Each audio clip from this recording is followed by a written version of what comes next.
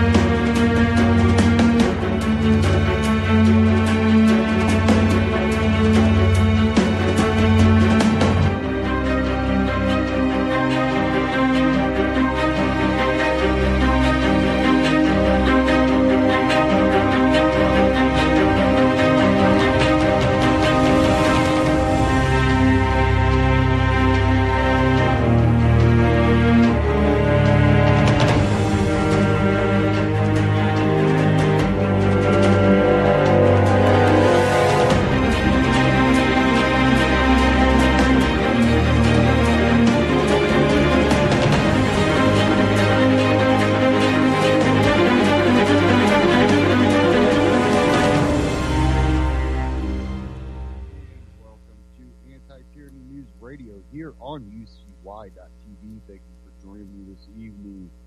Oh, we're going to kind of bounce around throughout some of the latest news, but I kind of want to start it off with one of the government intrusions that we've had to deal with since 9/11, being TSA. And, you know, I've constantly been critical of TSA and their, you know, the whole idea that they're going to stop terrorism, or that we need people groping us at the airport because that's the best way to secure us. I don't know, people groping me would be, for me, less secure, not more secure. Now I don't have a right to my own body. Yeah. Just so I can travel? Yeah, I don't see that as protecting us. That's more of a assault upon people. So I've been very critical of TSA and the whole point that the idea that, you know, they're going to save us is a fallacy. It's a fallacy based on, you know, fear, emotion, but not on reality. And I have an article here about an undercover probe that, you know, pulled up a few disturbing things. We'll get to that article from NBCnews.com, but I do want to start off here with the Ron Paul Liberty report that came out a couple days ago about abolishing the TSA. So we'll go ahead and dive right into that. Cue it up.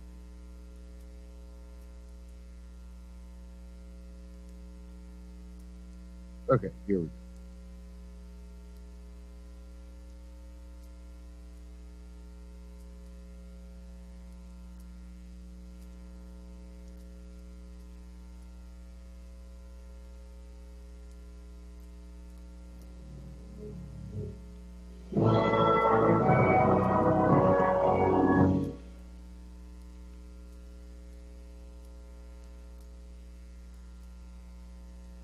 Recognized for 5 minutes. Thank you, Mr. Speaker. I rise this evening to announce that I introduced some legislation today dealing with the calamity that we have found at our airports with TSA. Something has to be done. Everybody's fed up. The people are fed up. The pilots are fed up. I'm fed up. You know, I've come to this floor many times over the past many years and complained about the terrible foreign policy we've had, the terrible monetary policy we've had, the excessive spending and the debt, and also the tax policy.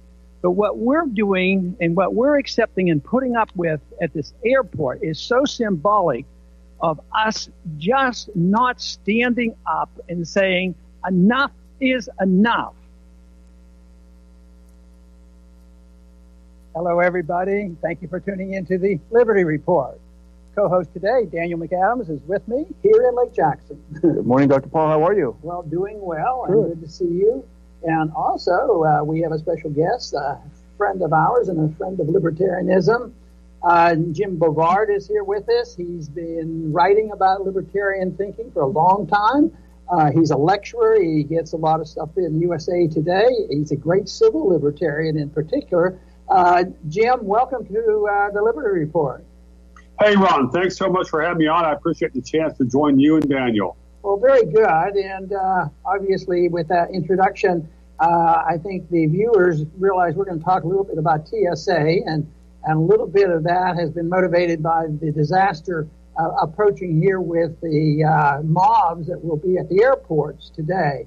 And this has been something, of course, that I've agitated about for a long time, especially when those bills were being passed in the Congress, and narrowed down to, and I'm sure you remember it was narrowed down whether it should be private-run companies under the auspices of the government or the government itself. Wasn't much of a choice because not many of the congressmen were willing to say, well, the responsibility ought to be on the airline. So I know you've kept up with this issue very well, and you've written recently about this. So tell us how frustrated you are. Could you possibly be more frustrated and aggravated by the TSA than I?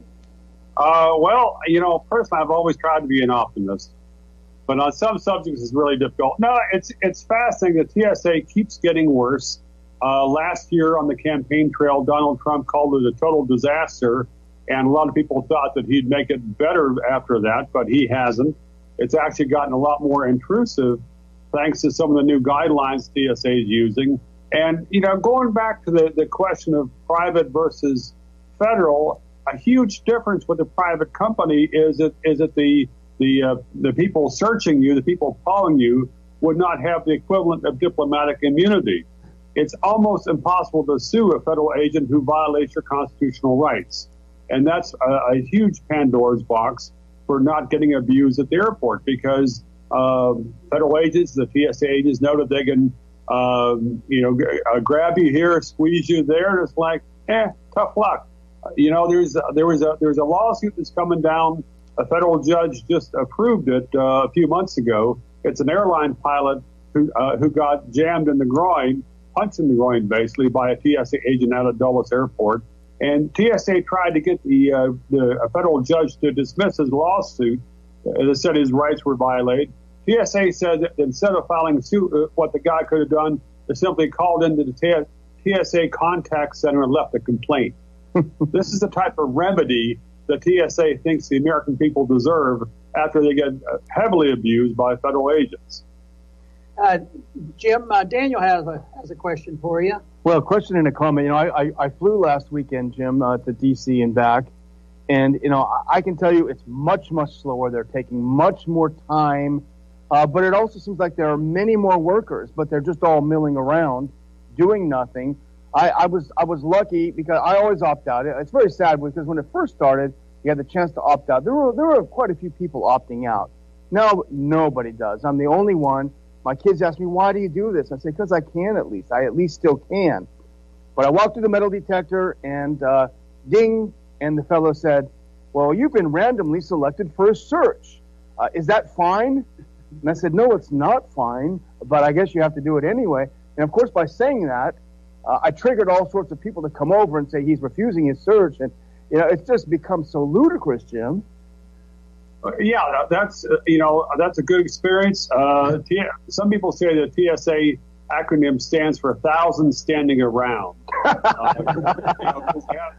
They have all these employees. One of the last times I flew was coming back on Thanksgiving Day 2015 out of Portland, and I had time enough. I got to the airport early, so I opted out. And it was a routine, pat down. And then all of a sudden, the TSA agent said that I triggered their explosive alarm, something on my baggage had. And I said, well, it wasn't like I was hanging out at a missile range or going target shooting. And so I was marched off to a private room, and 3 different TSA agents were there, and one was very, very aggressive, and it basically felt like he was trying to turn my family jewels into a pancake. And I filed a complaint about that. I wrote several stories, did a FOIA request. And the thing that probably triggered that, and the thing that's going to get a lot of people hammered today, was that I'd used hand sanitizer before going through the checkpoint. And hand sanitizer has glycerin. And according to the very unreliable test that TSA uses, that's enough to trigger an explosive alert. I mean, I didn't look like a terrorist. I didn't have any. Well, okay. Some people think I look like a terrorist, but okay, let's put that aside. But I mean, there was no reason to do groin pounding, which is basically what they did on me, and it's something that they'll do. They're probably going to do today to a lot of other people, a lot more worse than what I got, and for no good reason, because you use hand sanitizer, hand cleanser, anything that has glycerin can trigger their stupid explosive alerts, and they have never caught an airline bomber with these explosive tests, but they still use them to march people off and give them the third degree. You know, Jim, every time they do some testing, TSA comes out very poorly. They don't prevent anything. They cause a lot of trouble. They undermine our liberties. But don't you think it would be reasonable to put them in the category of a security industrial complex? You know, it's money's behind all this. You know, some of this stuff, when it comes out that they're failing their tests, what did the congressman say? Right now, they're saying more equipment, more money. We don't have enough money. We want 3D scanners. And we want CT scanners. And this stuff's expensive. So it has to be that there's money behind this this whole project as well. Yeah, there's a lot of money, and there's such gross negligence by Congress. I mean, this is the kind of thing that Congress should be marching.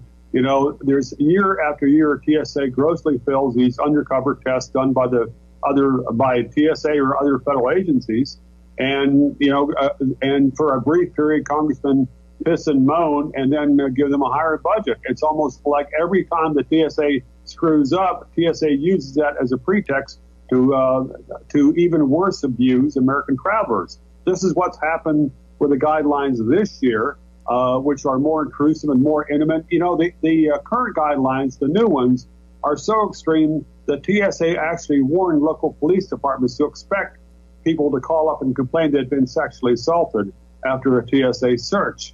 And you have these de facto sexual assaults, and TSA still doesn't find the mock bombs and explosives. And it's disappointing to me to see how many Americans put up with this stuff, because there are folks like Daniel, you and I, who are outspoken and do everything we can to stop this nonsense. But it's interesting chatting people up in TSA lines. There are folks who say, yeah, this is BS. And there's others like, shut up, this is keeping me safe. I'm thinking like, wow, this is, okay, it's no longer 1776. Jim, you had the piece that Dr. Paul referenced earlier, and we thankfully reprinted it at the Ron Paul Institute website, but it's a great article. It came out perfect timing. This is the biggest travel day of the year. I hope many people read it. But you had, in addition to a couple of horror stories that you told in the piece, there were a couple of bright spots dealing with immunity, losing immunity, and that sort of thing. Maybe you can give us a little bit of hopeful optimism. Yeah, there was going back to this pilot, James Lindler, who's filed a lawsuit in federal court, and it's actually moving forward because there are a lot of people tried to sue about these searches which violate Americans' Fourth Amendment rights to be free from a warrantless and unreasonable search. They filed suit. They've all been dismissed until this one, and this is moving forward. And there was a federal judge who certified it, and the federal judge's initial decision back in July was great because it had such disdain for the arguments that TSA and the Justice Department used. I mean, the federal judge said that no, it's not reasonable for a federal agent to assume that he could get away with, punching a traveler in the groin for no reason. I mean, a reasonable federal agent would know that, TSA was saying.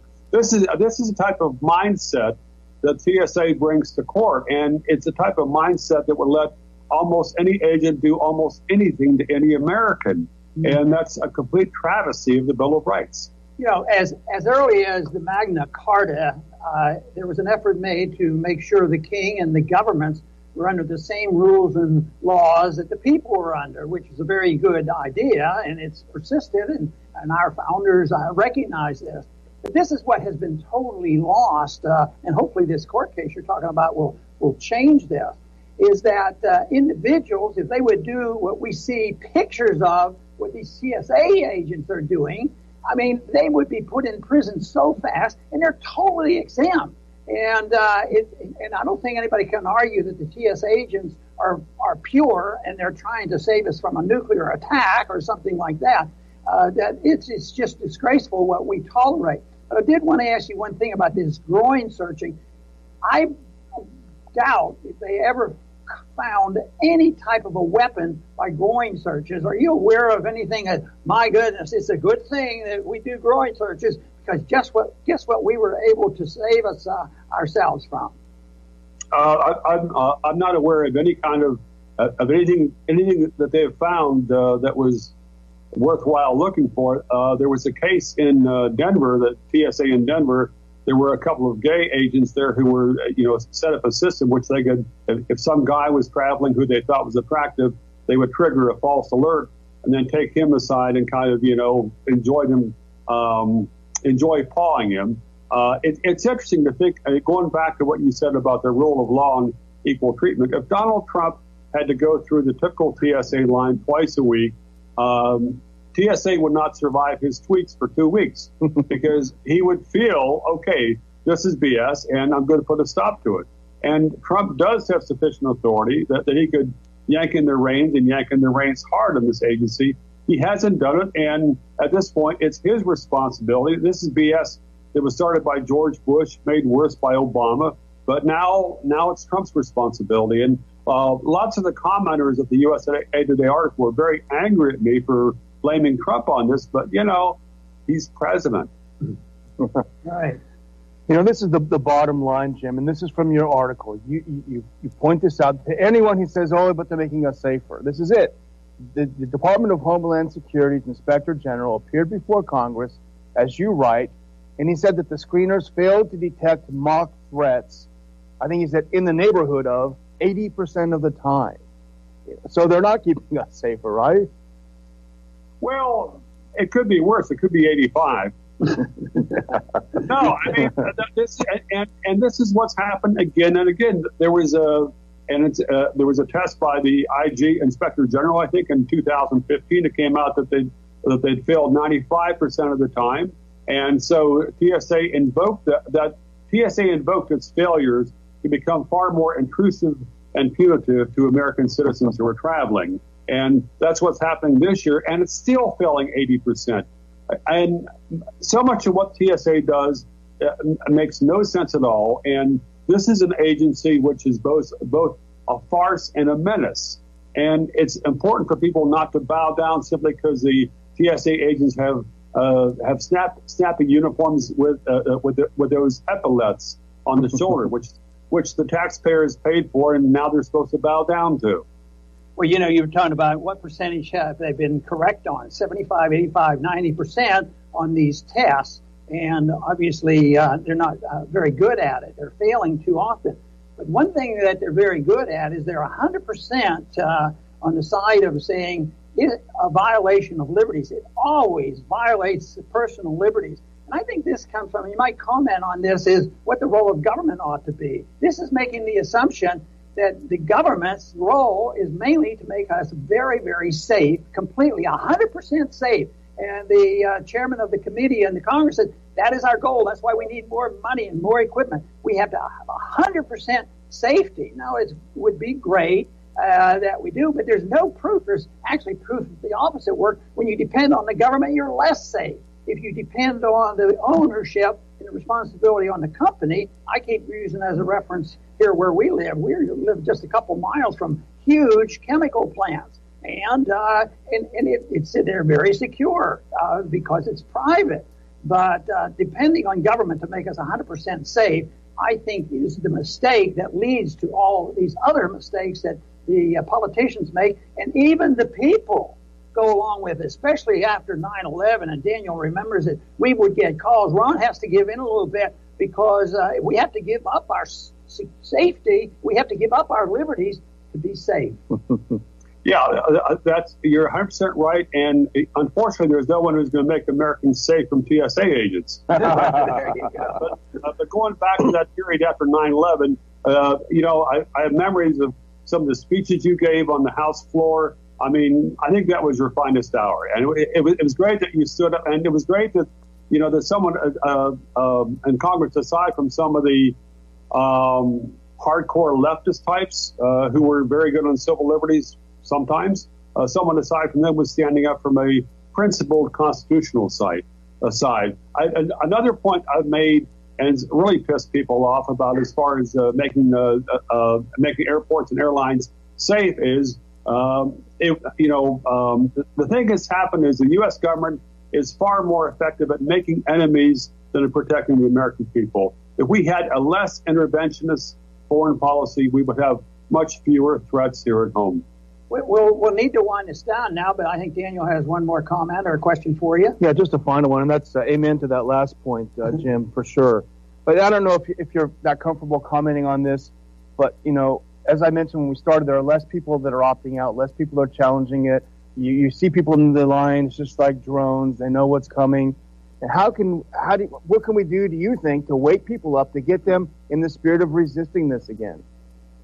Well, I don't know if you're good at magic tricks. No, I mean, this is a question I wrestled with my writing in general for a long time. It's like, it seems as if the BS from the federal government and the brazen abuses of Americans' rights has become clearer and clearer almost every year. And there's been no real, fundamental pushback. There's some individuals, some groups, this, that, and the other, and it does make me wonder how many Americans still give a damn about individual liberty. But flip side is that TSA makes it obvious what happens if people don't have rights and liberty. What happens is you're doing a simple trip, and then you get federal agents squeezing your butts and your boobs for no good reason. Like you, Jim, I look for places where we can be a little bit optimistic. But I am thinking to myself as we face these kind of problems that if people don't wake up and do something about the TSA being so symbolic and so many people exposed to this might shift me over to thinking, well, I guess I better take a period of time of pessimism until we renew this interest in liberty. But, Jim, I want to thank you very much for being with us today. And if you have a final comment and also a place where our viewers can get in touch with you and whether or not you have a website. Yeah, website is www.jimbovard, that's BOVARD.com. I'm on Twitter, Jim Bovard, and if you search Google News, you'll probably see some recent articles and lots of people who hate my stuff. Well, once again, thank you very much for being with us. Hey, thanks for having me. I really appreciate that. All right. And I want to thank our viewers for joining us today. And please come back soon to the Liberty Report.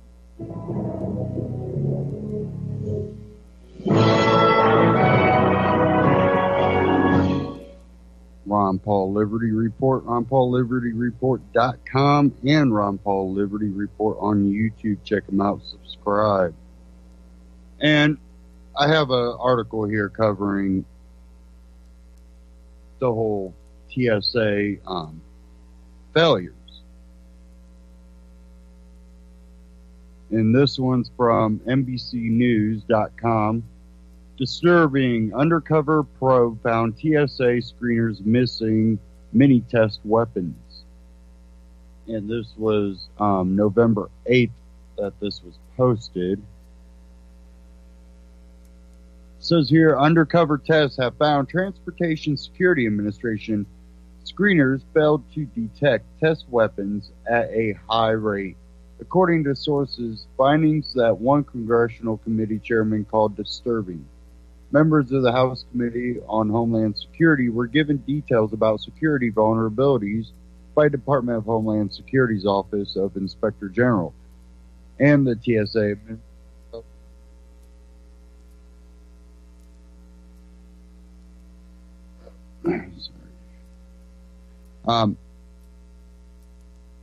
Said here in a classified briefing on Wednesday, quite frankly, I think I speak for all of us when I say that we found that briefing disturbing. Committee Chairman Representative Michael McCall, Republican from Texas, said in a hearing following the briefing.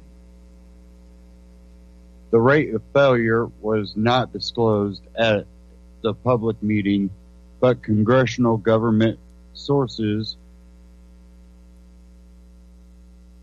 with knowledge of the report said it was high. We take the OIG's findings very seriously and are implementing measures that will improve screening effectiveness at checkpoints, TSA Administrator David Pekoski said in a statement. We are focused on staying ahead of a dynamic threat to aviation with continued investment in the workforce, enhanced procedures, and new technologies. Pekoski, who was just sworn in August, said in a statement. The TSA said in the statement that the classified briefing was to discuss the results of the most recent OIG covert testing at airport security checkpoints.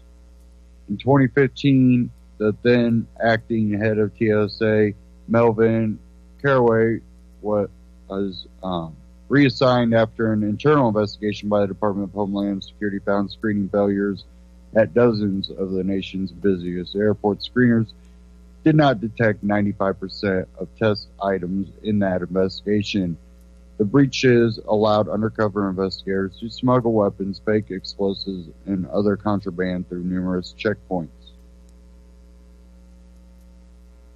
The briefing and committee hearing on Wednesday came 9 days after a terrorist attack in New York City involving a truck left 8 people dead. The suspect allegedly told investigators he was motivated by videos from the terror group Islamic State. McCall called America's aviation sector the crown jewel of terrorist targets and said America's enemies only have to be right once while we have to be right 100%. Pekoski told congressional members that the agency is prototyping 2 CT scan systems at checkpoints right now. The devices are already used for checked bags. That could give screeners greater ability to identify suspicious substances. He said the devices would be a significant enhancement over devices currently used at checkpoints. The devices have been used for checked bags, but not checkpoints because they were too large and heavy for checkpoints until recently, Pekoski said. The prototype systems are in Phoenix and Boston, he said. Pekoski said that to invest in CT technology requires funding above TSA currently has. But the agency wasn't on the path to CT development at checkpoints when the budget was developed, so the program wasn't reviewed for investment. Committee member Representative William Keating, Democrat from Massachusetts, noted that $1.28 billion being charged to the public through surcharges is being taken away for deficit reduction. Certainly, additional investment would make travelers, whether they're Americans or people visiting our country, safer, Pekoski said. Pekoski also acknowledged that poor morale at the TSA continues to be a challenge. Ranking committee member Representative Beanie Thompson, Democrat from Mississippi, said at the hearing that it has constantly struggled with low morale across the workforce, ranking 303 out of 305 government agencies in 2016.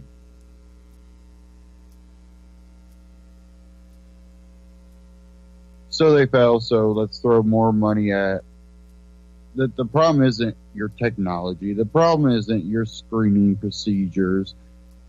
Morale, yeah, that might play a factor in it because the idea is a failure.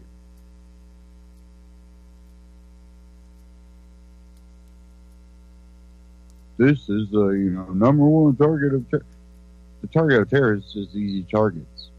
You see that no matter where you go. You put security at airports. You put security at national monuments in whatever country you're in. What do? They just run a vehicle and take it down a sidewalk.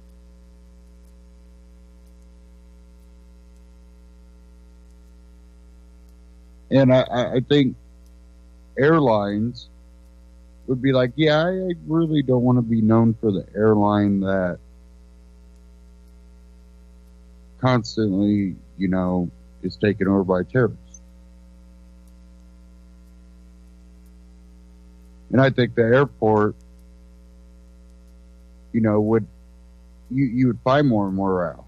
I believe that, the people working for the airline want to make sure that their airline is a secure airline. Because guess what? Most of them actually travel on those airlines.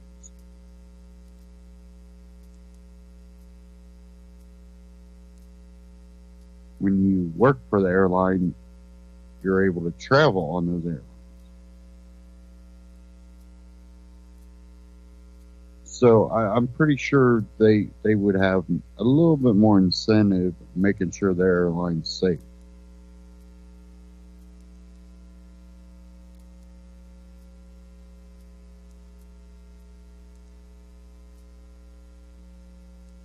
It's getting to the point, though, if you look at society, they point out, less people are opting out. No one really stands up against it anymore. Conditioning.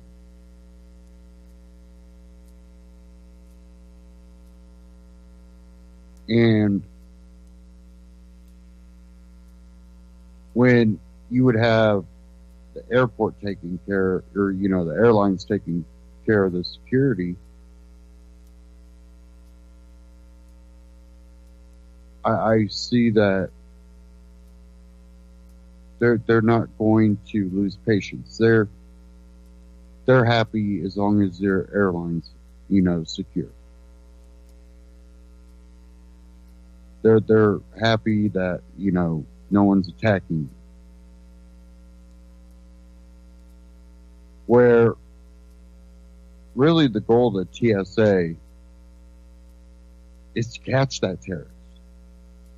Gotta get them.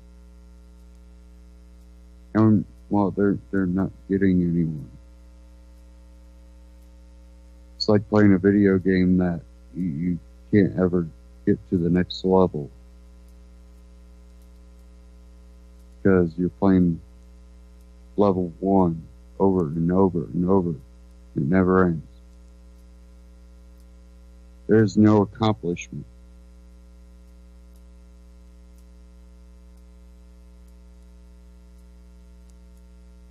And a lot of it goes back to training. And why do you think people get harassed? They get bored. They want to do these other type of measures. And random, it's almost like the random selection is one of those deals where it's them trying to give the TSA agents a little treat, here you go, get that, to try to keep them motivated.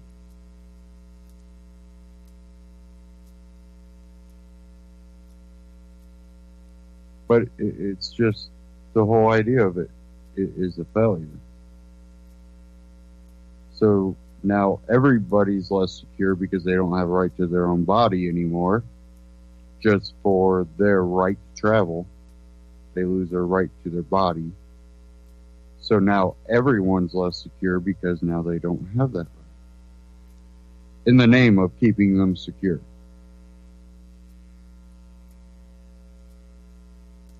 And if you really think about it, what does that remind you of? That's government treating you like a little child. That's something that, a parent or a teacher in elementary school would do to the class, if this person acts out anymore, no one will get to do this.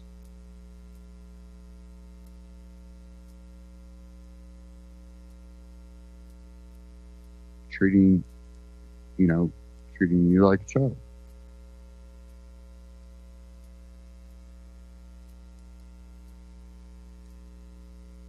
You're being punished for others' insecurities, or because you have one bad apple, or even a 1 or 0.1% bad apple out there. Everybody suffers because of it. That's not American.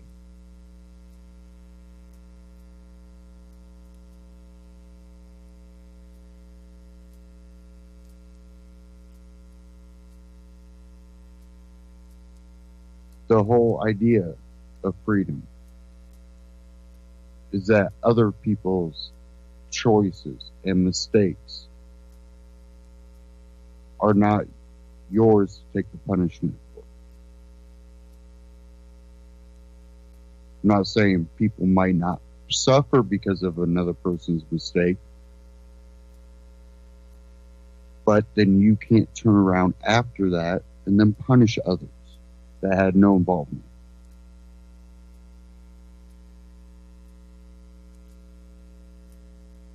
You can't punish the victim. If there's a terrorist attack against America by some outside force, we're victims of it. And their answer is to punish the victim.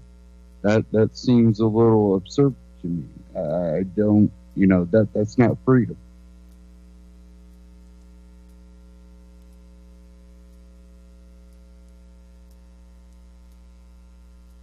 And you constantly see failure after failure by the TSA.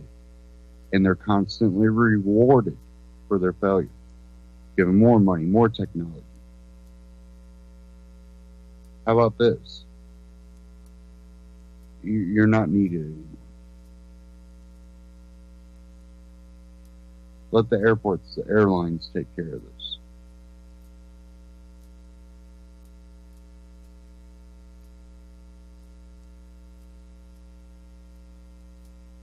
Okay, we're going to move on here.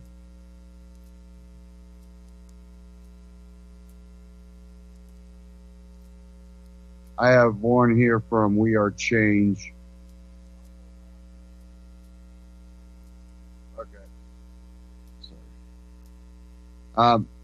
This is Twitter and the state's battle against your liberty.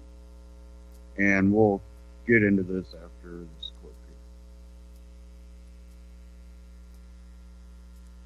here. Show where I strive to be what the news actually should be, focusing on information that actually affects us and bring awareness to the issues that actually matter to our lives and to the lives of other people on this planet. Trying to make you think about issues outside of the box and not along political lines, since most news out there right now is being used to divide and conquer society, while at the same time making an appeal to authority while disregarding the truth. And screw those people. So that's why in this video we're going to talk about the old concept known as freedom, which is being eviscerated and wiped off from human society, social media companies now becoming the thought police, an update on the horrible sexual abusers and pedophiles in the upper echelons of our society, and of course the latest on war and all the human suffering happening on this planet right now. So,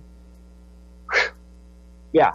Okay, let's just do this. And I think one of the most puzzling stories that came out this week is Twitter announcing that they will now judge verified users' offline behavior in order to judge if prominent people on their social media platform are able to be verified or even use Twitter. And this is right after Twitter just de-verified and even banned people who are considered either on the right or far right, And now they announced that they are going to go and review all verified accounts, over 250,000 of them, not explaining what a review would actually mean and what it even considers offline behavior. So pretty much Twitter will now spy on you on and off of its website to make sure that you're complying with their very vague terms and services, or really just the bigger political agenda that they have, before they decide to censor you or de-verify you off their platform. And what Twitter is really doing here is really insane. Because of the popularity of this social media platform, many people see it as a public utility, especially for breaking news and world events. And some of the people that they either censored or de-verified, I even completely disagree with, and I find completely repugnant.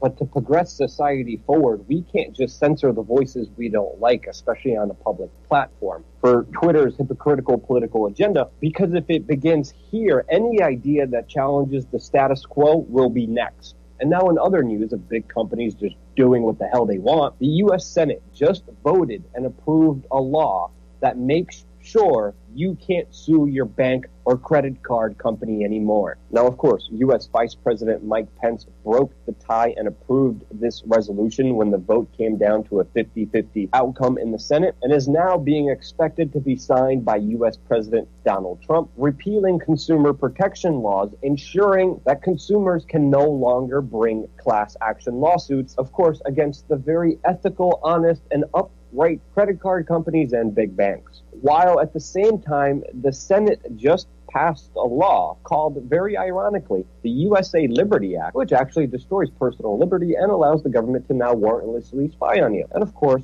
search your private data without a warrant. And with the government virtually knowing everything about you and your online activity, why not just give them your DNA? Oh wait, that's actually happening right now, as the police could now request and get your DNA without your knowledge or consent via websites like Ancestry and 23andMe. So in this next part, I'm going to try to cover more articles in a quicker way, so make sure you pay attention to the screen. But ultimately, we live in a country where in the name of liberty, the government wants to know everything you're doing, have your DNA on hand, as police officers break down your door and raid your house for hibiscus plants to fight a failing war on drugs, where the mainstream media lies to you about these drugs in favor of the pharmaceutical industrial complex that keeps them running. A place where professors who are teaching a critical thinking course get in trouble and are censored by higher learning institutions, universities, for making their students critically think too much, where major financial institutions like JP Morgan and Chase tell you that decentralized online cryptocurrencies are money laundering,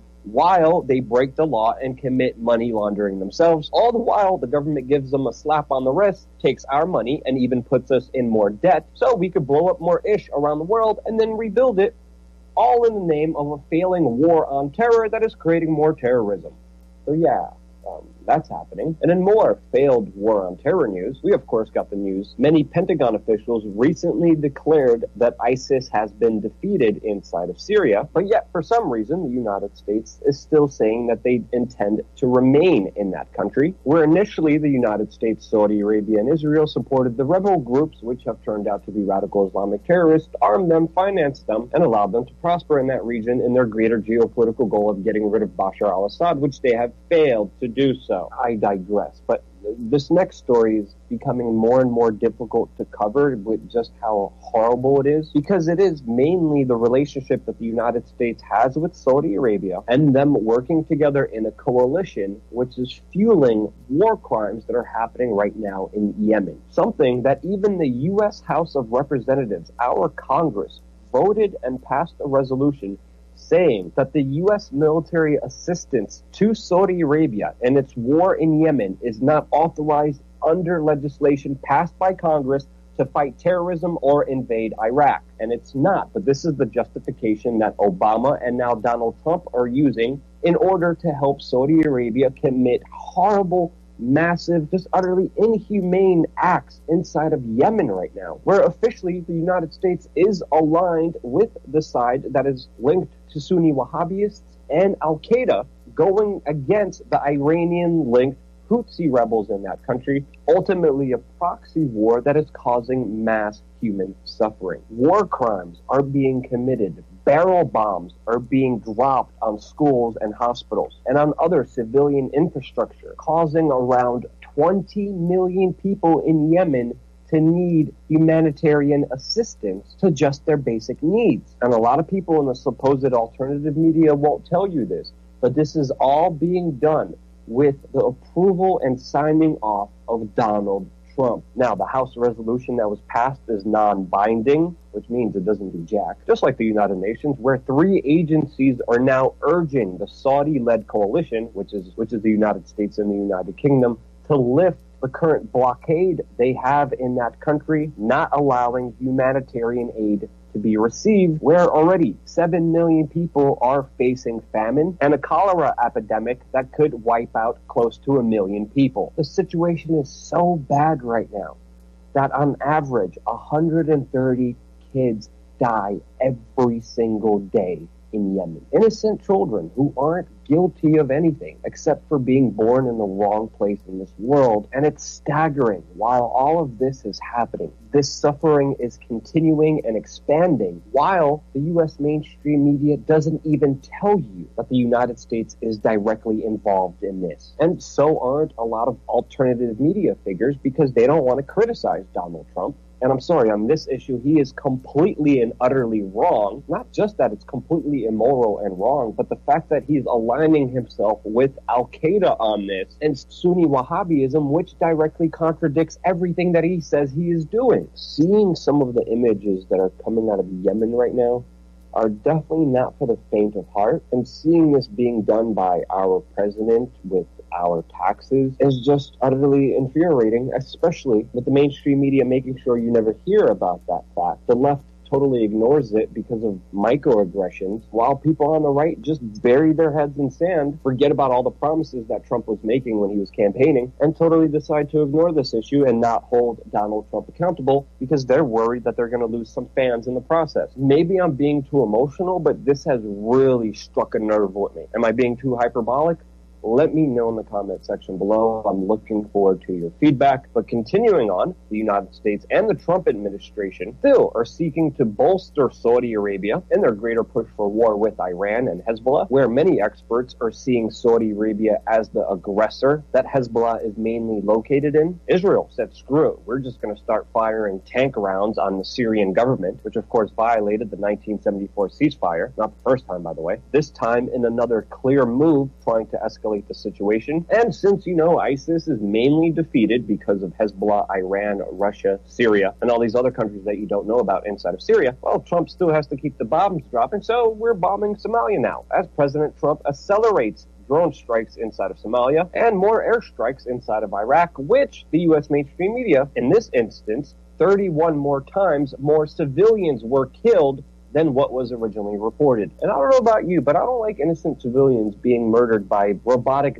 death flying machines. But that's just me. And while all this illegal activity happens, there's no one court-martialed, there's no one held accountable for their illegal actions, there's no justice. But when a U.S. Navy official decides to draw a penis in the sky, yeah, he's going to be held accountable. He's going to get in trouble. Drawing a penis in the sky, killing innocent civilians.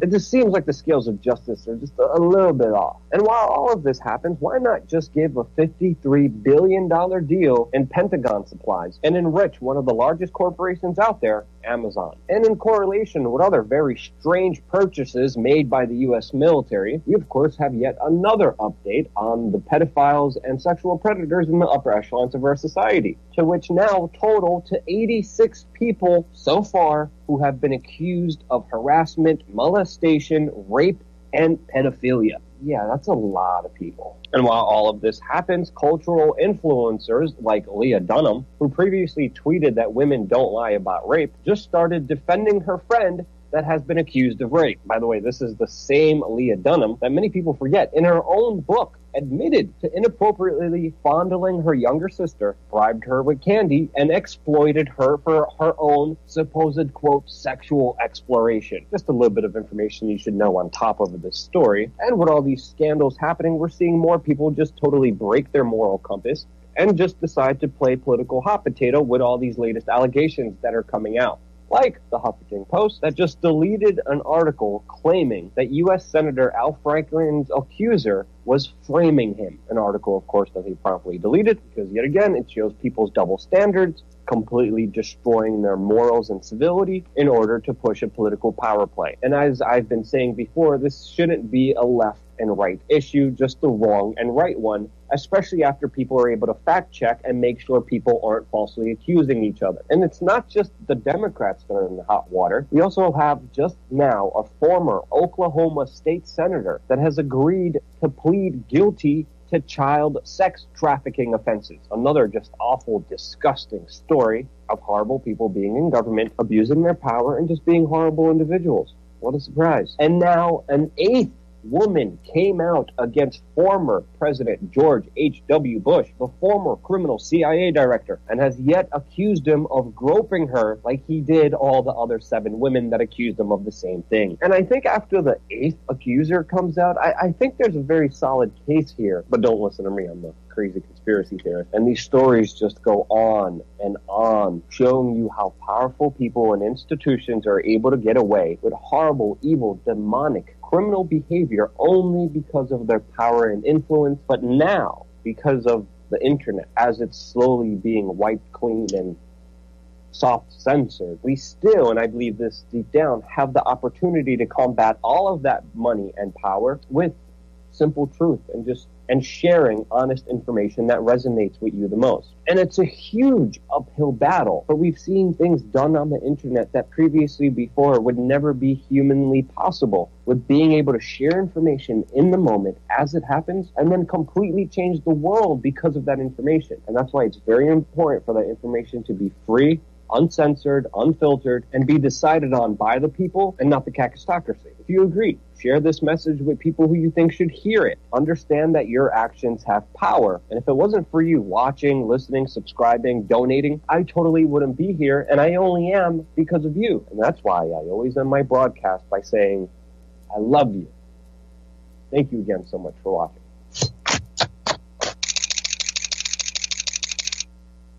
We are change.org, and we are change on YouTube. Check them out. Subscribe. Now, you see the media playing with, the whole, we're going to make up excuses, we'll pander to the people on the left and, make up excuses for them. But the people on the right, oh my gosh, how bad are they? Charlie Rose being a, exception. But then, they kind of play like, I don't know, it's so unbelievable that's not who I know. And, it's one of those deals that I even question every one of them, even if it's someone on the left, which people pretty sure they know how I feel about most people on the left right now. But I feel basically the same about the people on the right, for exception of a few. But when you look at the whole deal, it seems like the excuses that are made up, or the misdirections and all that, there might be some valid points brought up in that, but they don't make those same points for people on the right, people that they disagree with. And with the left being so, or the media being so controlled by the left, it's always hitting the right. Now, if the media was truly independent of, all that, it would actually be investigated. Not only the accused, but the accusers would equally be, how reliable is this source and how reliable is the accused.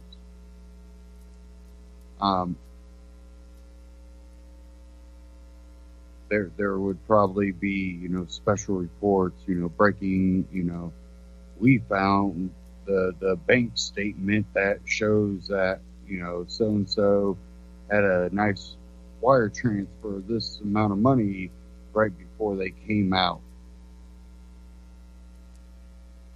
You might have a little bit of journalistic investigation going on there, but we're not seeing that. That's not what the mainstream media does.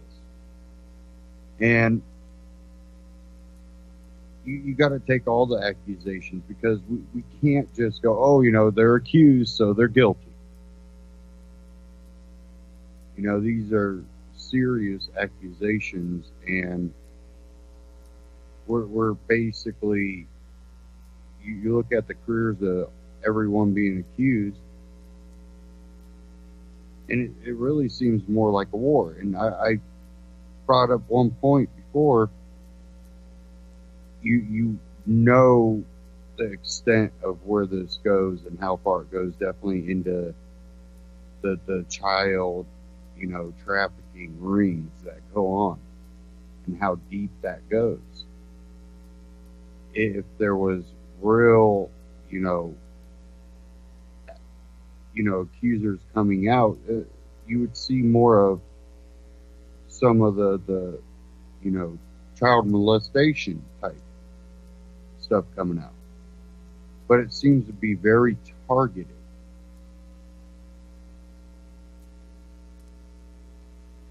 And what that means to me is there's some type of operation going on. There's someone that's behind the scenes targeting people to get them out. So you really still got to take all this with a very large grain of salt. You can't just say they're guilty just because they're accused. Even if, hey, there's a lot of them, and I'm like, yeah, they probably are guilty. But there has to be evidence, not just accusation. And when you got, what is her name, Gloria Albright, or whoever that female lawyer is, that, they're always have to make sure they're in the picture when they're, have someone speaking out at some type of press conference. Look at me, that really makes me kind of question a lot of it.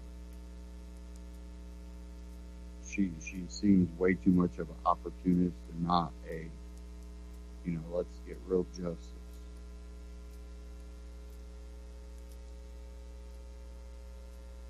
Okay, let me try this.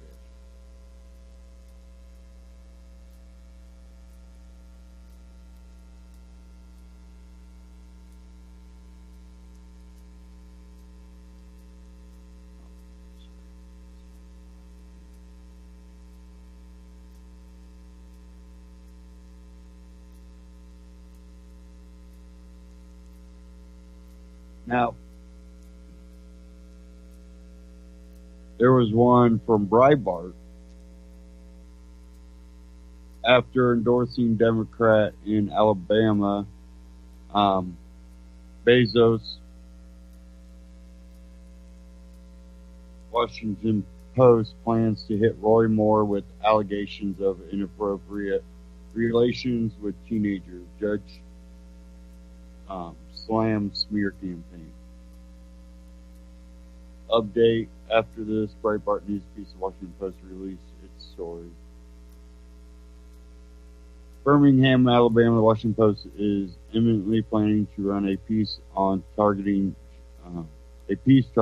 Judge Roy Moore, claiming that he engaged in inappropriate conduct with 4 teenage girls 34 years ago. The alleged incidents, all of which Moore strongly denies, allegedly took place between 1977 and 82. Breitbart News obtained details of the forthcoming Post story from the newspaper's letter detailing the allegations sent to Moore's campaign for comment. These allegations are completely false and are a desperate political attack by the National Democratic Party and the Washington Post on this campaign. Moore said in a statement obtained by Breitbart News. Separately, Moore's campaign said in a statement, "This garbage is the very definition of fake news and intentional defamation." The campaign pointed out that Moore has been married to his wife Kayla for nearly 33 years and has 4 children and 5 grandchildren. It also noted that Moore has served in public office in the past and that no such allegations were previously made. The statement said the judge has been a candidate in 4 hotly contested statewide political contests, twice as a gubernatorial candidate and twice as a candidate for Chief Justice. He has been a 3-time candidate for local office, and he has been a national figure in 2 groundbreaking judicial fights over religious liberty and traditional marriage. After over 40 years of public service, if any of these allegations were true, they surely would have been made public long before now, the statement continued. The forthcoming Post story centers on the record interviews with 4 women who claim that when they were teenagers and Moore was in his 30s, he attempted to court them or that he dated them. One claims that he engaged in sexual conduct while she was below the age of consent. The current age of consent in Alabama is 16. Breitbart News is holding back the names of the 4 women. One of the women was 18 when she claimed that she went on several dates with Moore. The charge in the claim is that when they went to a local pizzeria, Moore ordered wine, even though the woman was 1 year younger than the legal drinking age in Alabama. The woman is not cited making any claims of inappropriate sexual conduct. Another woman says when she was 17, Moore was 34. They openly dated each other in the spring of '81. This woman also is not cited making any claims of inappropriate sexual conduct. In fact, she characterized Moore as being romantic, reading poetry to her, and playing the guitar. The woman is cited saying that physical contact only involved kissing and did not progress any further. A third woman claims that when she was working in a local mall as a Santa's helper when she was 14, Moore approached her. She claims he asked her to go on dates when she was 16, but that her mother would not allow it. The most serious allegation comes from a woman who claims that Moore engaged in sex acts with her when she was 14. According to the Post characterization, she first encountered Moore outside an Etowah County courtroom in February of '79 when she was 14 years old. According to Post characterization obtained by Breitbart News, the woman and her mother told the Post on the record that Moore offered to look after name redacted while the mother was inside the courtroom attending a hearing. Name redacted says Moore asked for her phone number and soon called her. Name redacted says Moore picked her up around the corner from her mother's house and drove her to his house about 30 minutes away. It continued. She was on her first visit. He kissed and hugged her. She says on the second visit he removed his clothing except for his underwear, removed her shirt and pants, and touched her through her bra and underwear. She says he guided her hand to touch his underwear. She says that Moore was aware that she was 14. She says that on one visit Moore gave her alcohol. The woman told the Post that she informed her mother of the alleged incident in the 90s. The Post is owned by Nash Holdings, LLC, a holding company for billionaire Amazon founder and Open Borders champion Jeffrey Bezos. The newspaper formally endorsed Moore's Democratic opponent Doug Jones in the Senate race. In a series of articles, Breitbart News has documented Jones' close association with far-left group financed by George Soros that push open borders and a host of radical causes.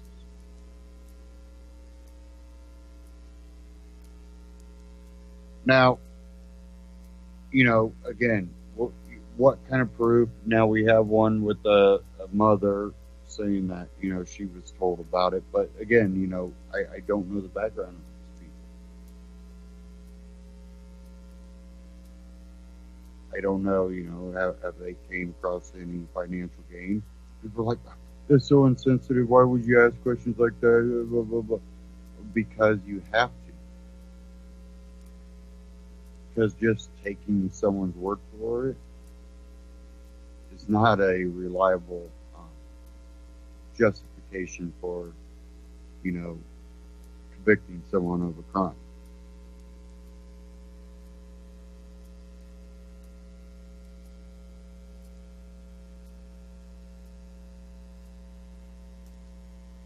So, you kind of have to have some type of moral standing when it comes to that.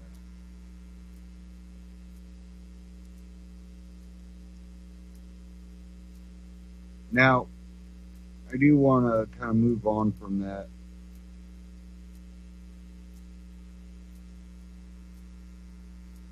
I have one here that I want to get into.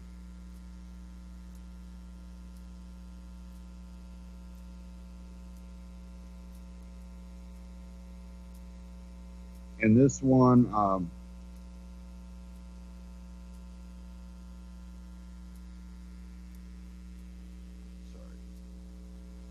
issue here.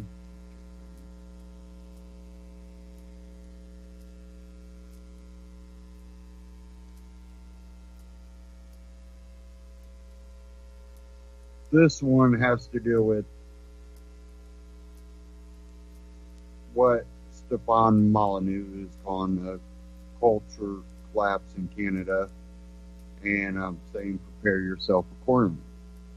And the neighbors to the north, it's one of those deals that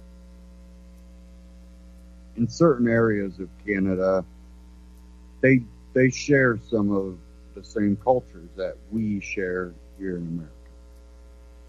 And you'll find that, when you go out west, you find the cattle drivers. Well, you go, out west in Canada, you find the same thing. You'll find some of that in, Alaska. There's a lot of shared culture.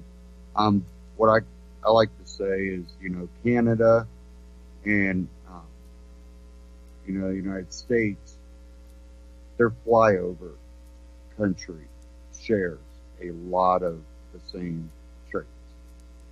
There's a lot of that, more rural, rustic, a little old school mixed with new school type atmosphere. Small towns, the humble, atmosphere that you see. It's not that, that coastal type atmosphere. When you get east-west, some of down south or on the coast, you have a different type of atmosphere. And, flyover nation is a different type of atmosphere. And it's definitely forgotten by media for the most part. Media has slowly tried to almost kind of make it look like just rednecks and hillbillies. And they've actually tried to make that into something cool, which now, you have people that, if you go back in their family, they were not raised to be, hillbillies. Just because they lived in the country and they farmed and all that, they weren't raised to be hillbillies.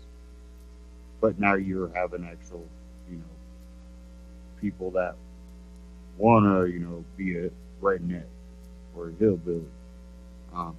Whatever, floats your boat, do what you want. But, the media has helped try to spur that. You have, some country music, which there's a lot of country artists that, they don't know a lot about country, being country. They might have came from down south, but they might have been raised in a city, or they might have moved, to the south or out west. and to start their music career in country.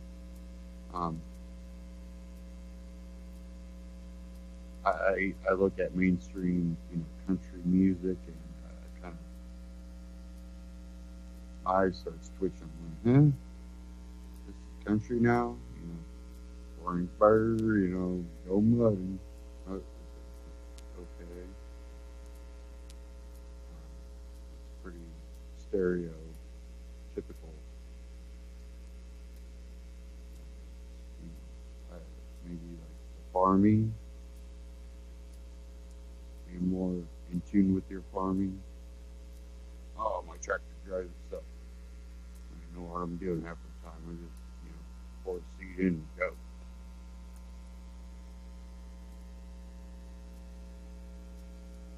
So let's go ahead and get into this. Stefan Molyneux, culture collapse in Canada, prepare yourself accordingly. Windsor, Ontario is not that far from where I live, and a Windsor man has been sentenced in connection with an indecent act committed last year at the downtown aquatic center. Hussein Al-Hariri pleaded guilty last month to the May 2016 incident. Now, that's a long time to deal with this kind of stuff. I mean, the arteries of the legal system are so clogged, it feels like society's having this collective heart attack of delayed justice. Now, the defense for the guy said, give him a conditional discharge.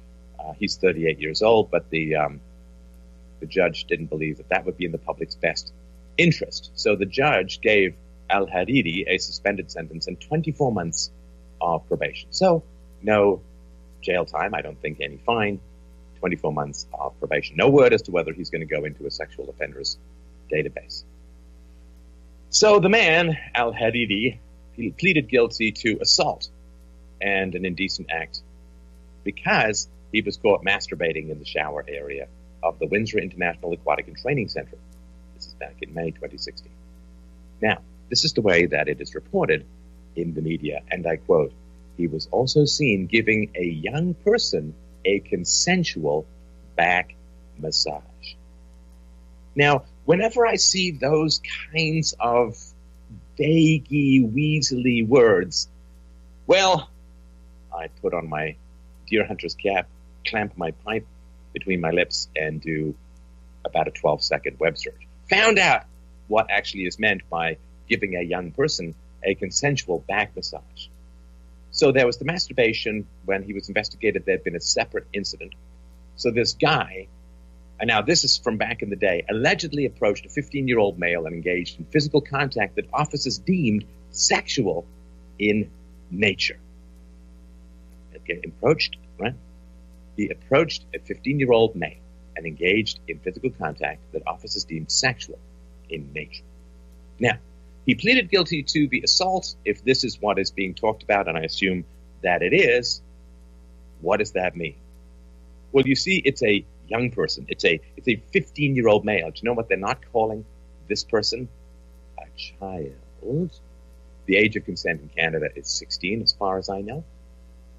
And if you are engaging in contact deemed sexual in nature with a 15-year-old, isn't that child sexual assault? Isn't that some kind of pedophilia?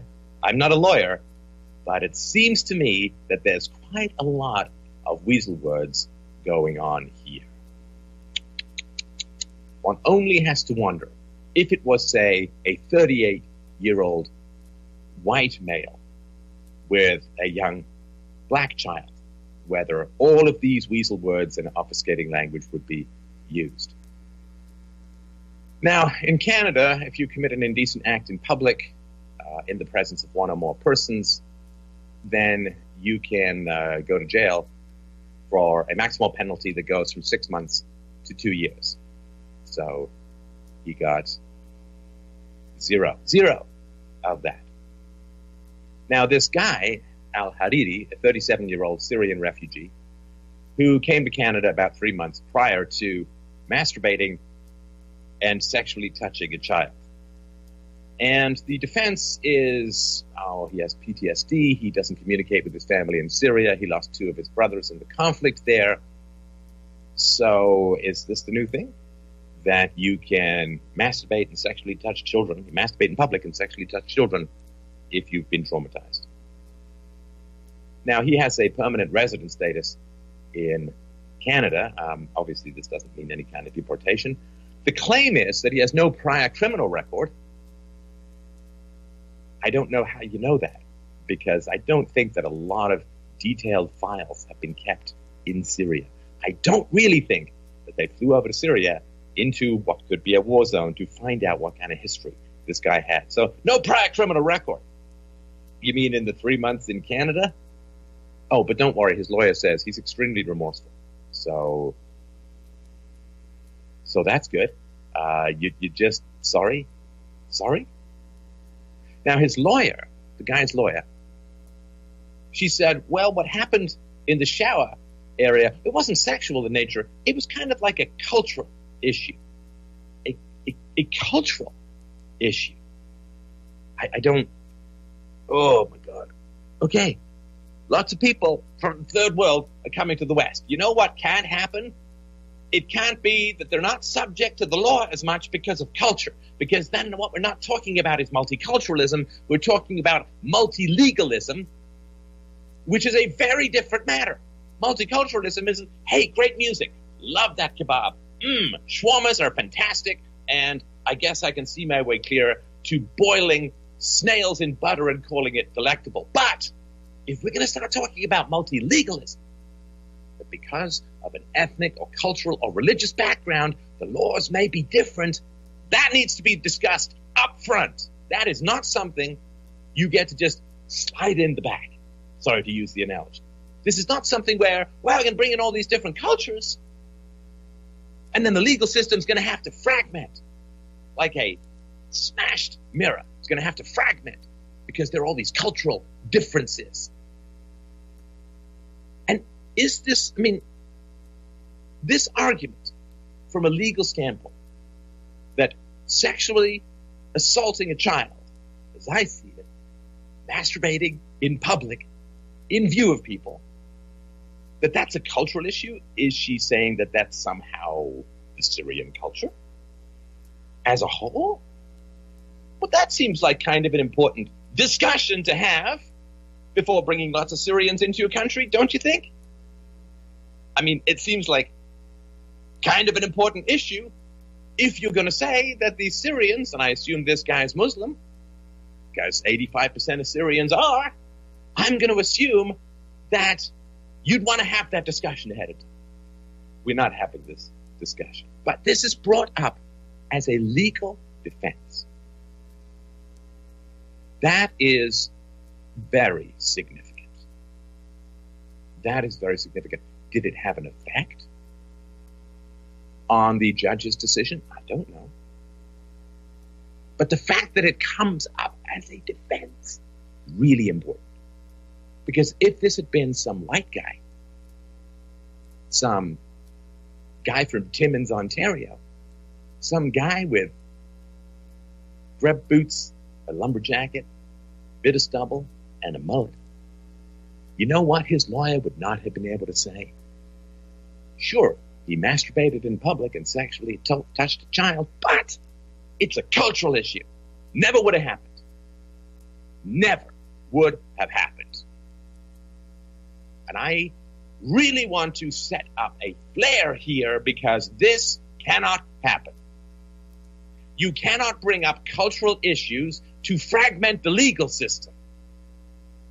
Or, if that's what you want to do, let's have a discussion about it ahead of time. Want to bring all these people in wherein there's going to be this cultural defense for public masturbation and sexually touching children? So that the law can be much more lax on them? Is that what you want? You like taking your kids to a swimming pool or not? But this, bring the people in and then start using this cultural issue as a legal defense? Well, that seems like kind of putting the cart in front of the horse. Don't you think? Just a little bit. Now, of course, the judge says, well, the public has a right and needs to feel safe in public institutions, and that makes sense. So under the term of Al-Hariri's probation, he is not to communicate with the victim or attend any public swimming pool or facility. He also has to go to counseling and provide a DNA sample. To counseling. So, if counseling cures a proclivity to touch children, I think you better inform the counselors, because as far as I understand it, there is no cure for that proclivity. So, remember this language. Consensual massage of a young person, although if he's 15 and the age of consent is 16, I fail to see how it can be consensual. Isn't that the whole point of the age of consent? Tell me if I'm wrong. Compare that language with how the media describes a man charged with sexual assaults at the West Edmonton Mall water park early in 2017. Now, this guy is going to go to trial at some point, maybe in 2080. So it could be 2 or more years before this guy goes to trial. Is there any way, any conceivable way to speed any of this up, or all the lawyers just want to keep making money? Right? So, this is the report, and I quote, "A trial date has been set for the man accused of sexually assaulting several young girls at the West Edmonton Mall water park earlier this year." Look at that difference. Now, I don't know what he did. But according to the reports, the girls are all teenagers under the age of 16. So pretty much in the age category, in many ways, of the boy who was molested by the Syrian refugee in Windsor. Now, it's consensual massage. He's a 15-year-old male, but here, same age category, sexually assaulting several young girls. Ooh.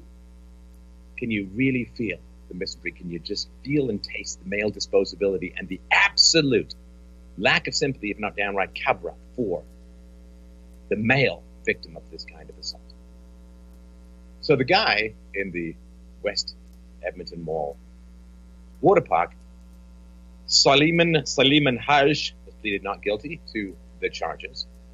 He was charged in February after the Edmonton police alleged that he inappropriately touched 6 young girls while they were playing at the water park. He is a Syrian refugee and father of 6. So he's charged with 6 counts of sexual assault and 6 counts of sexual interference. Again, I don't know the difference. I don't know what he did to these girls, but it just strikes me as a very different way of discussing it and of handling it. The language is different. The intensity is different. And I wonder if the charges seem very different. And I wonder what's going to happen in terms of sentencing. Do we place a higher value on our girls than our boys? I think that it's pretty clear, at least in the language, that we do, because we have inappropriate touching of a 15-year-old male versus sexually assaulting young girls. Roughly the same age. Could be the same age. We don't know. But teenagers under the age of 16, so 13, 14, 15, within that age range. So this is a warning sign. A warning sign for Canada as a whole, I believe. And the warning sign is this idea that somebody from Syria has a cultural defense against sexual norms in Canada. That is a very, very important, it's a watershed moment, I think, in Canadian society. Multicultural is one thing. Multilegal is entirely different and needs to be resisted with all the strength that a culture possesses, such as it is, in my opinion. We fought in the West for thousands of years to have nobody excluded from the general rule of law. We took the kings and the aristocrats and we submerged them into the general sea of objective legality. We took the priests. We invited women in. We got rid of slavery. We tried to make a universal, common system of law, and that has been one of the great achievements of Western society. Now, the great multicultural experiment that has been going on for a little bit more than half a century has, in Europe, fragmented into no-go zones, into private court systems, into parallel legal systems, and that is a big challenge. And that is not a direction a society, I believe, can sustainably go. Do I have sympathy for people who have come out of a war zone? Absolutely. Absolutely I do.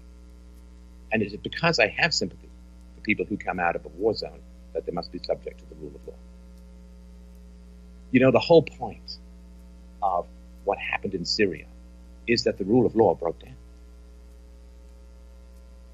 There is very little rule of law in war zones in Syria. And so if you want to escape a war zone and come to a country, one of the things you're escaping is no rule of law, no objective law. To come to a country and to value that arrival, to profit from that arrival, you must come to a country with an objective rule of law. It cannot fragment according to culture. It cannot fragment according to religion. Free speech is free speech. Sexual indiscretion is sexual indiscretion. Molestation is molestation.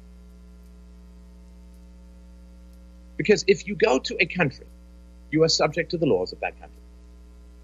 If you don't know that, I'm not sure how you're going to flourish in that country. If I am going to move to Japan, I'm going to study the laws of Japan. I'm going to read up on the laws of Japan. I'm going to maybe talk to a lawyer, whatever.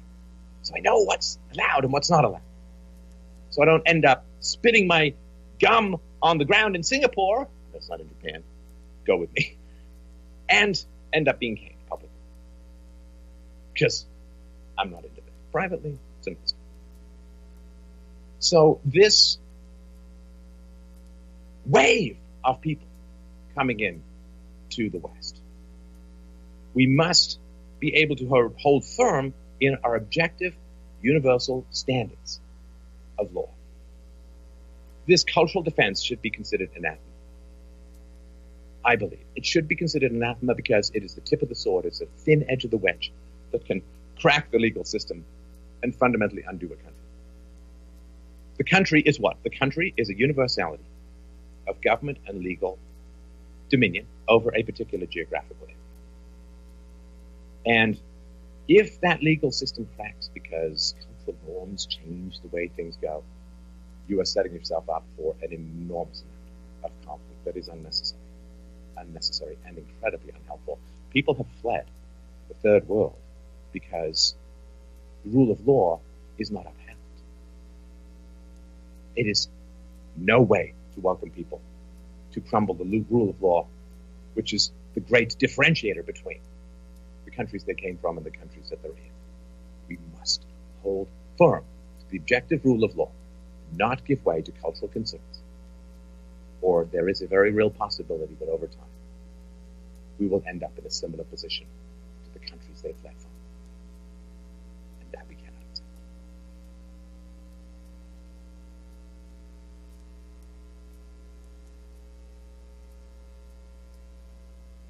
And that was Stefan Molyneux on YouTube. Check him out, subscribe.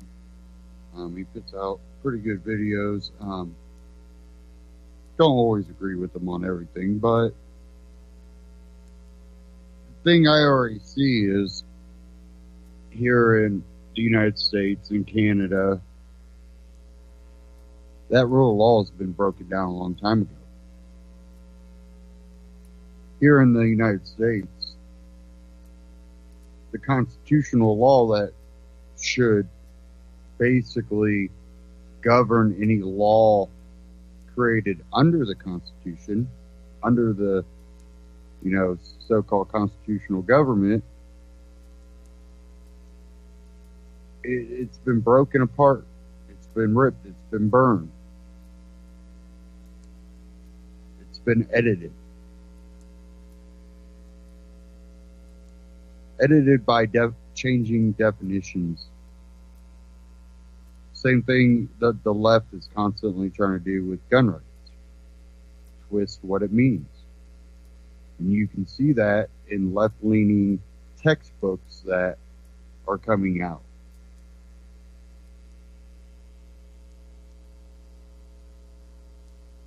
Where basically they're telling them it's only the right of militiamen, which is now, the army, or, the military, or police.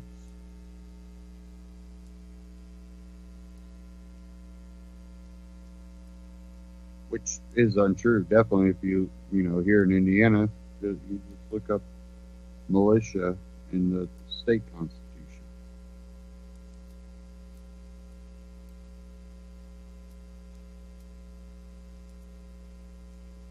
But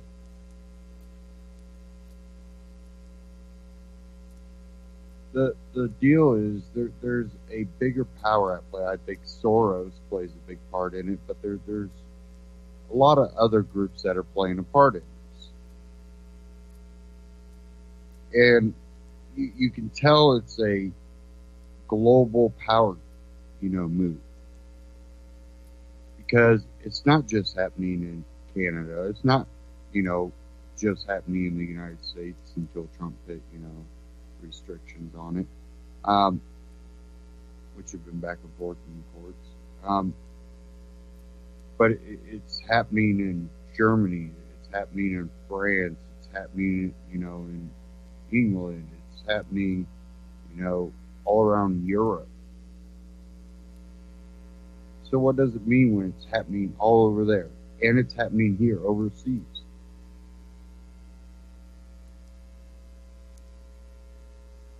We got oceans dividing us, and it's happening here just, maybe a little slower pace than it was over there, but it's, happening here too. That signals some type of power move that's a global power move.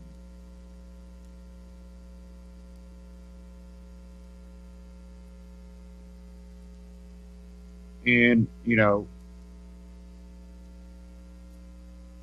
we've talked about, a new world order, and of course, oh, that's conspiracy theory, but it's playing out, and I think it's very hard to deny what's going on.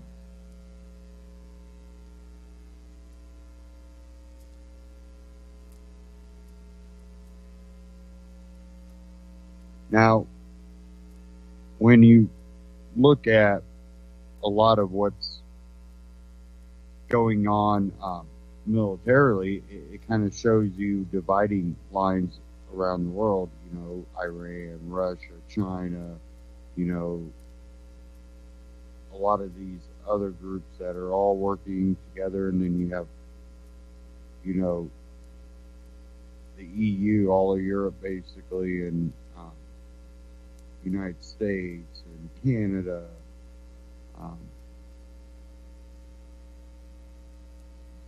It really still seems like there's a World War III brewing.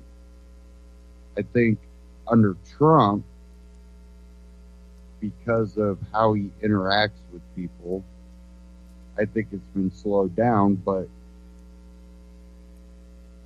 it's still growing.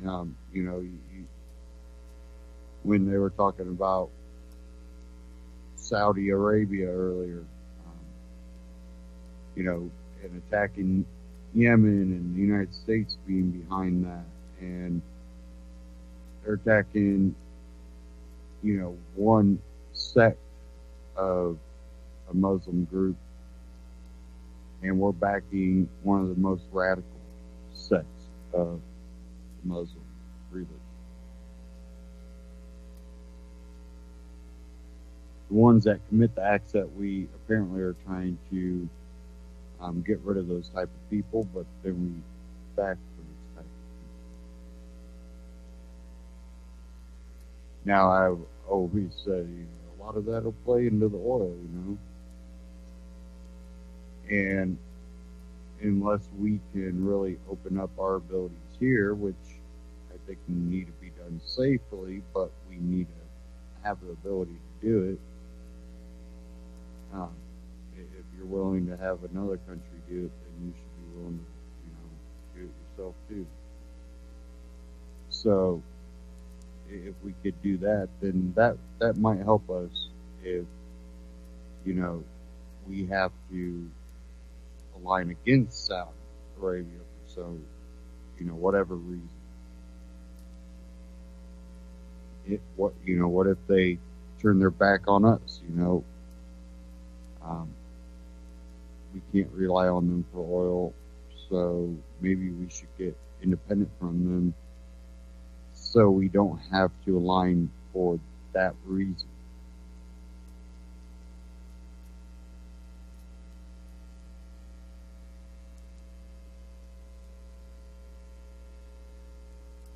Okay, give me a second here.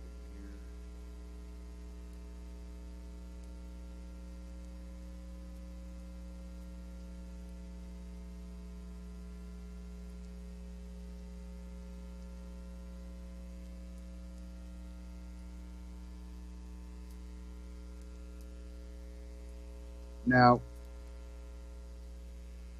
you know, we have one state in particular, California, that is extremely left-leaning. And I had this short clip from Reason. You can check them out, reason.com. Claiming LA is creating traffic jams to push commuters to ride bikes and rail. I want to play a short clip and come to speak.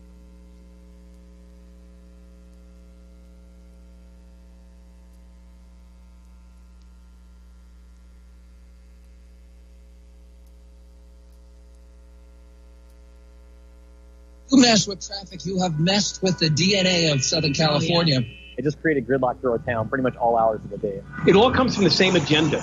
Get you out of your car. We're in Playa del Rey at the shack, the site of a lot of angry people who live in the neighborhood, upset over the stupid, I even hate this phrase, road diet.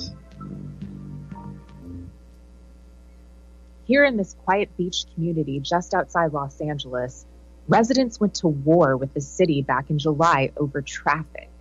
It all started when the Los Angeles City Council imposed what it calls a road diet, meaning lanes of traffic were removed in favor of building new bike lanes and adding space for parking. Some locals applauded the changes. I was really pleased to hear that they would be slowing down the traffic through here. But commuters were furious. We only have 3 roads that connect us from the South Bay to the West Side. So when the city came and they halved the capacity of 2 of these roads, it really just created havoc for us. John Russo is a local resident who co-founded Keep LA Moving, a community coalition that's fighting back against the city's unilateral decision to reconfigure the streets in a way that's choking the flow of traffic.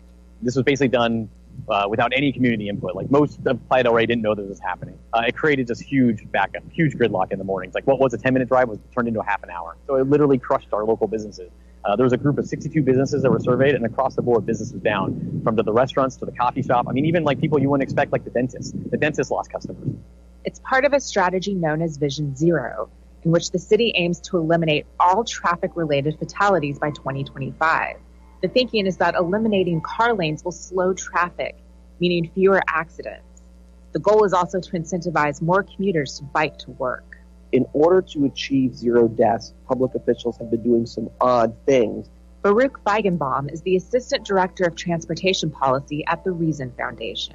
Road diets are used as what I would call solutionist, whereas anywhere there is a safety issue, we're going to put in a road diet and it's going to solve the problem. It's not really based on science, and it's not really based on empirical findings. So after the road diets were put in, we actually saw traffic accidents go through the roof. We had an average of 11.6 accidents per year on these roads in Playa del Rey.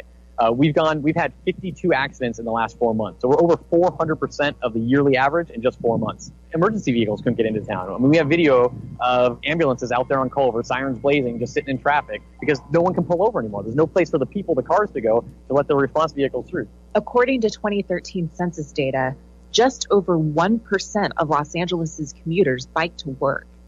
67% of commuters drive. You're taking something from a whole bunch of people just to benefit a few people. That's not a good cost-benefit analysis. What better way to force people out of their cars except make traffic so unbearable you don't want to sit in your car anymore?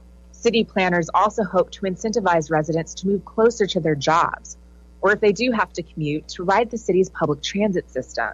Los Angeles has the third largest transit network in the country, yet only 10% of commuters use it to get to work. In Los Angeles, a majority of the folks simply cannot get from their home to their job in a short period of time using transit, and it's not an option.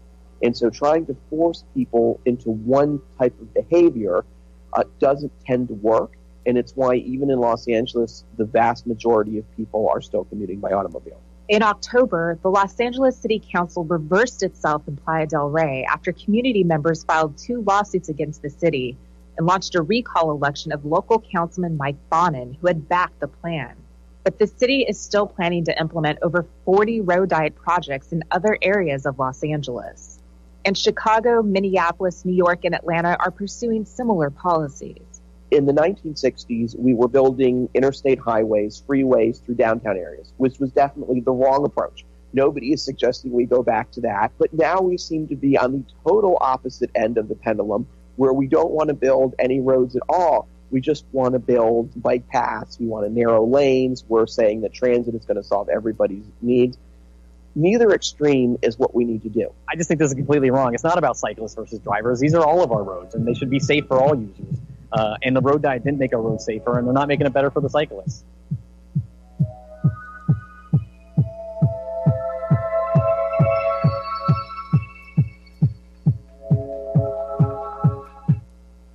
Reason.com, Reason TV on YouTube. Check them out. Subscribe. Now, I'll add another city to that I know is kind of going down that route, Fort Wayne, Indiana. They've been, implementing bike paths or putting bike paths through dangerous areas. They'll have parking, then a bike path, and then the street, and the bike path is maybe, 2.5, 3 feet wide. Little stripe line, people opening their doors to the cars because they have to park, on the side of the road. And they're, then you get the people that are into the fads, you know them because they're the ones that go out, buy like the most expensive bike. They get the whole, uniform going, the special helmets, and you see them riding their bike looking like, a kid learning how to ride their bike, and they're in their 40s. Like, they jumped on that bandwagon, let's be a bicyclist now, it's cool. We gotta be cool. Like, it's kind of weird to watch. But, you get a lot of that. Well, the problem is a lot of these people, don't know what they're doing. They will just kind of swerve out in the lanes of traffic and put themselves and others in danger. All over these fabs that are being pushed by politicians and people making a lot of money, and pushing these agendas where, you should move to this little apartment next to your job instead of living in that house, in the suburbs or in the rural area. You shouldn't, drive to work. That's bad for the environment. So we're going to tell you, you can't drive into town. You got to park your car outside of town and ride a bicycle to work. Well, no, I don't know, because for you, I quit. And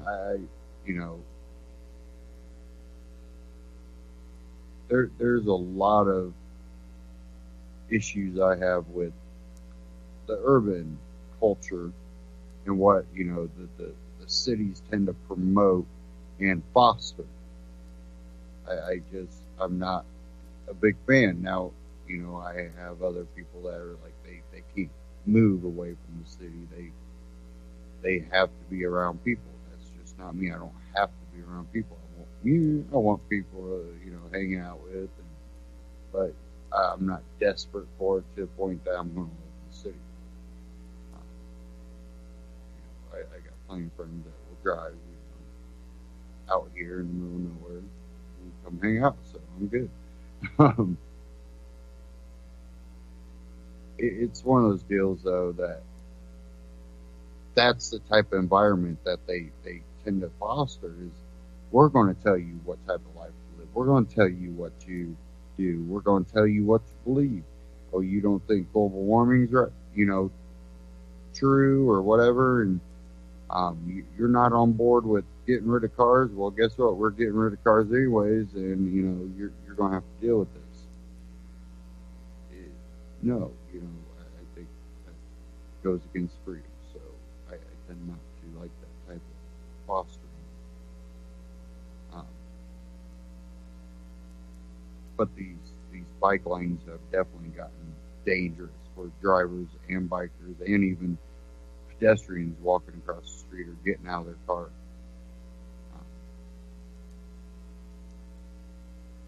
Then they tend to use that for other purposes too, which I've noticed outside of Fort Wayne. A lot of these organizations that you find out they're connected to, United Nations or other organizations that are connected to the United Nations. And what they do is they'll put these bike paths through, and sometimes they even, will take people's property. But they'll put these bike paths through and then go, oh yeah, and by the way, while we were putting that bike path through, tearing up, land and, actually building, bike paths on property, then they claim the property, right next to it's wetlands.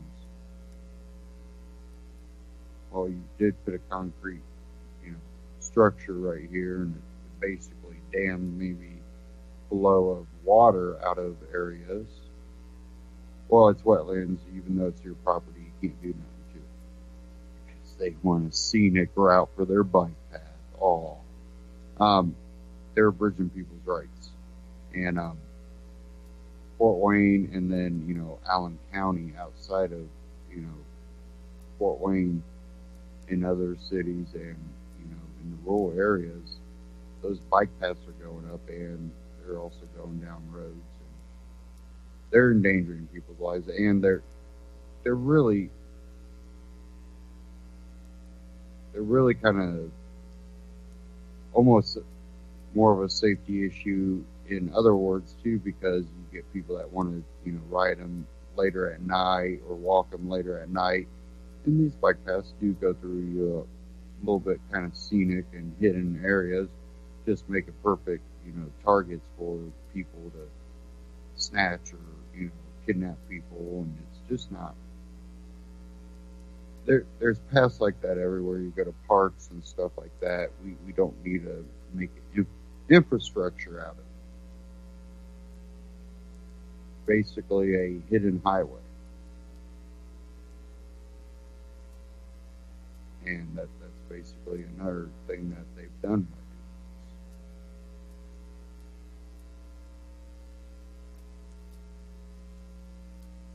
doing this. Okay, let's see where we are on this time here. We are getting to the end of the broadcast. Let me see how long this clip was. I wanted to play it, but I don't know if we'll have time. That's okay to choose.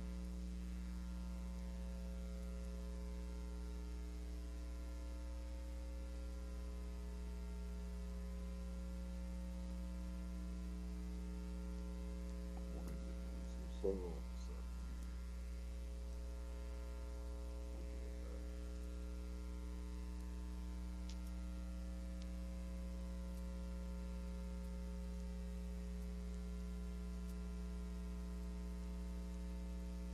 Yeah, it's probably going to be too long. Okay, I'll save that for another time. Let me see if article over here didn't crash. This one was from Reason.com.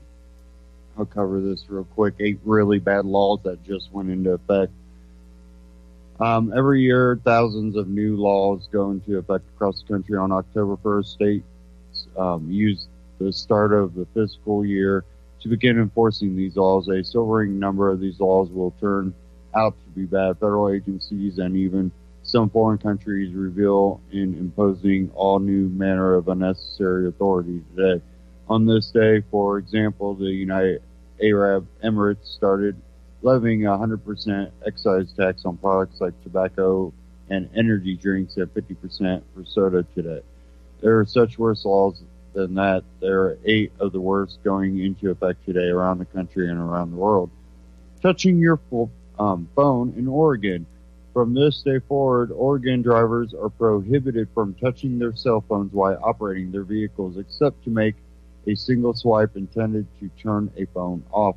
While lawmakers passed a prohibition to make it easier for cops to enforce cell phone and driving laws, the single swipe exception is surely to muddy that. The law will apply to cell phones, tablets, and GPS devices, but not for police officers, of course. You don't want to hurt anybody else, just answer a simple text, Officer Jeremy Shaw told Kobe 5. Gummy bear marijuana banned in Colorado as of today. Gummy bears, chocolate bunnies, and other playful shaped marijuana edibles are banned in Colorado, where recreational marijuana has been legal since 2014. Despite a steep drop in teenage marijuana use after legalization, the state assembly continues to harbor misguided idea that it needs to ban adult products to protect children. There is no evidence children hunger for marijuana edibles.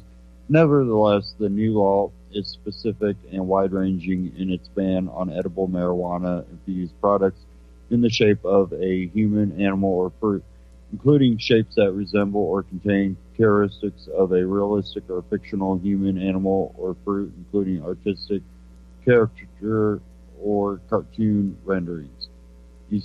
You'll still be able to purchase plain-looking edibles. The law clarifying that edibles in geometric shapes and simply fruit-flavored are not considered fruit and are permissible.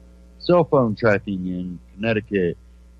Among the 140 laws going into effect in Connecticut today, one aims to regulate cell phone tracking by police agencies. Unfortunately, the law gives cops too much discretion to use the cell site simulator devices that make cell phone tracking possible. Specifically, the law permits police to use such devices for 48 hours without a court order during exigent circumstances, despite it not taking nearly that long to obtain a warrant, even in an exigent circumstance, and for 2 weeks under an ex parte court order, which means police don't have to notify anyone about the tracking. Legislators also brought in use of cell phone simulators to intercept communications under states' wiretap laws, allowing prosecutors to ask a 3-judge panel to issue ex parte wiretap orders for them.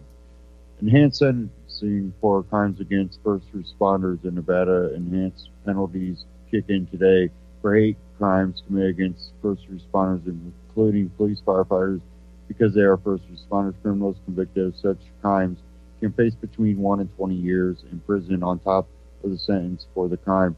Enhancement at least can't exceed the length of the original sentence. Critics of hate crime laws have been warning since 1990s that hate crimes which rely on the speech of a suspect for proof would end up being used by those empowered to punish speech offense to them. Last year, Louisiana became the first state to make killing a cop a hate crime. Momentum, meanwhile, is growing for a federal version of such a Blue Lives Matter law. And why you think that's going on in Nevada? Just think about it. We've covered out there in Nevada. After a fracking ban in Maryland after a 2-year moratorium, Maryland this year passed a complete ban on fracking, which goes into effect today. The law is not based on sound science, but on rank fear-mongering. A 2015 study from Yale found that fracking does not contaminate drinking water. A popular bugaboo for fracking opponents, the Environmental Protection Agency also found fracking had a negligible effect on drinking water. Other lies about fracking have also helped to motivate opposition to fracking. Fracking does not make it possible to light your drinking water on fire. Fracking fluid can't seep into groundwater and poison your tap. Fracking doesn't increase air pollution. It doesn't cause cancer. And the natural gas freed by fracking is decidedly better than coal. Unfortunately, Maryland is the latest but unlikely the last place where hysteria has won over science. And I don't know, if all that's true. So I will say that I do have a few worries about some of the fracking that does go on. What they're using for their fluids that they're pumping in the ground. So, continue education for cosmetologists. The Maryland General Assembly should take a collective bow for making it twice on its list. A new law in effect today gives the State Board of Cosmetologists, yes, there is such thing for people who do makeup professionally, the authority to require most cosmetologists to complete continuing education classes to be to renew their license. At least 33 states and the District of Columbia require cosmetologists to be licensed, often requiring more than 1,000 hours of training. To qualify, Maryland requires 1,500, or a 2-year apprenticeship, which requires a license of its own. Remove your electronics and prepare for pat-down. Starting today, the TSA will require all passengers to go through security screening to remove any electronics larger than a cell phone from their bags and place them in separate bins. Homeland Security Secretary John Kelly announced the new regulations in June, prompted by reports that terrorists were now capable of hiding bombs in large electronics. Finally, our wait is over. A 4-month delay in implementation seems excessive if the threat was dire as the DHS suggested. Bitcoin surveillance. Japan legalized cryptocurrencies like Bitcoin in April, and today all cryptocurrency exchanges must be registered with the country's financial services agency. So there's 8 laws that went into effect. You can read all of it there at reason.com, 8 really bad laws that just went into effect. And there's laws that are still on the book, like when you can take a shower, how many days out of the week you're allowed to take a shower or a bath or whatever. The amount of crazy laws that are on the book are enormous. And the thing is, they don't get rid of them. They just add more dumb laws to the books. What does that do? Well, it makes everyone a criminal. That's what dumb laws do. Because even if they're not enforced, they could be one day. And you could be on the receiving end of that. And to be on the receiving end of that, when it starts becoming authoritarian power grabs, where they start going up, you broke this law. Well, that law, no one ever follows that law. It hasn't been followed since, when was it made? 1800 or something. Well, too bad it's still on the book. They're going to use it. That's what I always worry about when they keep doing this, making more and more dumb laws, even when they don't enforce it. It's like, well, they're not enforcing it, so it can't be too bad. Well, no, because it could be enforced later on down the road. And then vague laws where they can just, change the definition of what that law means, having vague terms in it, and that becomes another dangerous type of law. But I think most laws anymore are all dangerous. But I want to thank you all for tuning in. Stay tuned here on UCY.TV. Great broadcast coming up after this. And don't forget, go UCY.TV. Click the Amazon tab at the bottom. Shop Amazon through UCY.TV. And UCY gets a little kickback to help cover operating costs. Thank you again. And again, stay tuned here on UCY. And we'll see you next week.